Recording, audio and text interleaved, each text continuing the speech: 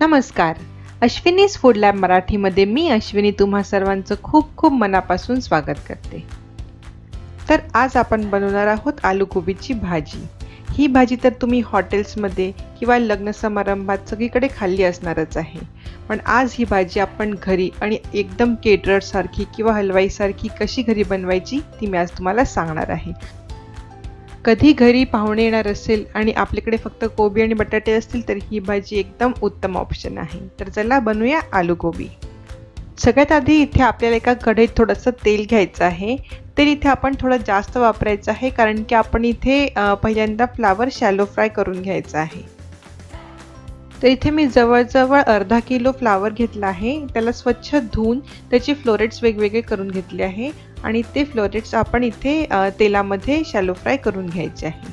तुम्हाला पाहिजे असल्यास तुम्ही फ्लावरला डीप फ्राय पण करून घेऊ शकता. फ्लावर आपण व्यवस्थित तेलात फ्राय करून घ्यायचा आहे म्हणजे आपल्या फ्लावरचा कलर थोडासा बदलतो. म्हणजे आपला फ्लावर पांढऱ्यापासून थोडासा तांबूस झाला की आपण त्याला तेलातून बाहेर काढून घ्यायचे आहे. फ्लावरला आपण एकदम खूप ब्राऊन होईपर्यंत म्हणजे एकदम जळेपर्यंत नाही ठेवायचं आहे. फक्त हलकासा त्याचा कलर चेंज झाला आणि ते एक 50% शिजला की आपण त्याला तेलाच्या बाहेर काढून घ्यायचे आहे. त्यानंतर त्याच तेलात आपण बारीक चिरलेले बटाटे पण इथे घालायचे आहेत. इथे मी जवळजवळ 3 मीडियम साईजचे बटाटे घेतले आहेत आणि त्यांना धुवून त्याचे साल काढून त्याचे चौकोनी काप करून घेतले आहे. बटाटे पण आपण थोडेसे गोल्डन ब्राऊन झाले की त्याला तेलाच्या बाहेर काढून घ्यायचे आहे. ते पण जवळजवळ 50% शिजतील एवढे आपण त्याला फ्राय करायचं आहे. इथे मी फ्लावर आणि बटाट्याचं प्रमाण 50-50% असं घेतलं आहे. युजली आलू गोबीला हे असंच प्रमाण वापरता, पण जर तुम्हाला आवडत असेल तुम्ही फ्लावर जास्त किंवा आलू जास्त घेऊन ही भाजी तशी तुमच्या आवडीप्रमाणे बनवू शकता. त्यानंतर त्याच गरम तेलात आपण फोडणी घालायची आहे. इथे माझं तेल थोडंसं जास्त आहे म्हणून मी थोडं तेल आधी कमी करून घेतलं आहे आणि त्यात मी घातलं आहे 1 छोटा चमचा जिरं, 2 छोटे चमचे मोहरी आणि अर्धा छोटा चमचा हिंग.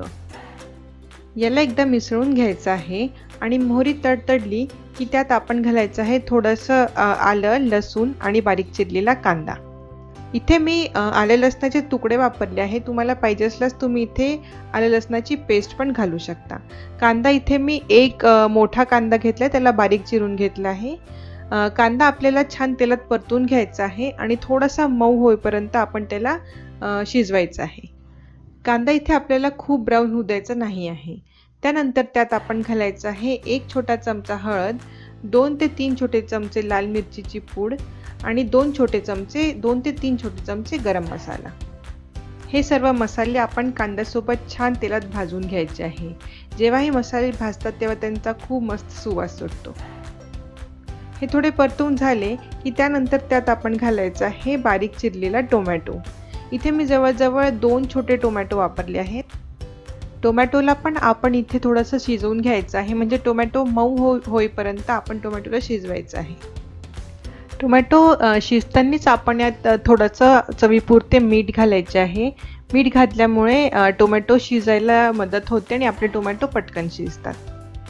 टोमॅटो मऊ झाले आणि शिजले की त्यात आपण फ्राय केलेले बटाटे आणि फ्लावर यात घालायचं आहे आणि त्याला व्यवस्थित मिक्स करून घ्यायचं आहे. आपला टोमॅटो कांद्याचा मसाला आपल्या आलू गोबीला म्हणजे बटाट्याला आणि फ्लावरला व्यवस्थित कोट झाला पाहिजे. गॅसची फ्लेम इथे आपल्याला कमीच ठेवायची आहे. त्यानंतर आपण यात घालायचं आहे जवळजवळ 2 छोटे चमचे कसुरी मेथी. कसुरी मेथीला इथे आपण हातात अशा पद्धतीने क्रश करून मग घालायचं आहे. त्याने आपल्या आलू गोबीला खूप छान फ्लेवर येतो.